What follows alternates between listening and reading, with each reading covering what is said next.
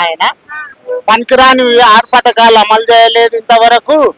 ఆ తర్వాత ఇప్పుడు గృహకల్ప అవి మహాలక్ష్మి ఏంటో పెడుతుండు, ఉన్నోళ్ళకి లేదు కానీ ఆ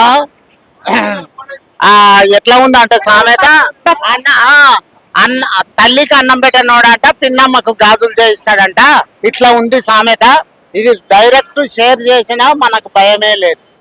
ఇప్పుడు సన్న బియ్యం ఇస్తాడు కదా అంకుల్, సన్నయ్య మిల్లర్లు బాగుపడుతుండ్రు, వాళ్ళు బాగుపడుతుండ్రు. అవి దొడ్డు బియ్యాలు సన్నగా పాలిష్ చేస్తున్నారు, పంపిస్తుండ్రు. అవి వేస్ట్. 10 రూపాయల కిలో బజార్లు అమ్ముకుంటున్నారు, తింటున్నారు ప్రజలు.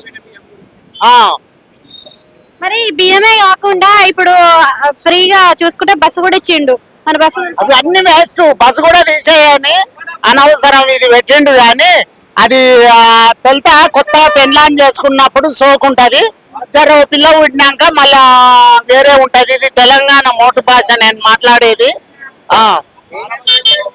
మరి ఇప్పుడు తెలంగాణ వచ్చినాక నుంచి రేవంత్ రెడ్డి లేదు, మళ్ళీసారి రాడు. రేవంత్ రెడ్డి పరిపాలన మంచిగా లేదంటారు. నా ఒక్క విషయంలో నేను చెప్తున్నా గ్యారంటీ. కేసీఆర్ పరిపాలన ఎట్లా అనిపించింది? చూడు, ఆంధ్రాలో చంద్రబాబు ఎట్లా చేస్తుండు, సూపర్. మంచి మంచి కంపెనీలు తెస్తుండు, మంచి హైలైట్ చేస్తున్నాడు.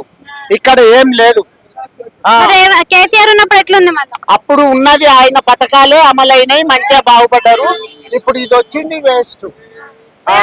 సన్న బియ్యం ఇస్తున్నాడు, రైతు బంధు ఇస్తున్నాడు. అదే నేను చెప్తలేను, దొడ్డు సన్నగా చేస్తున్నాడు, పంపిస్తుండు ఆయన.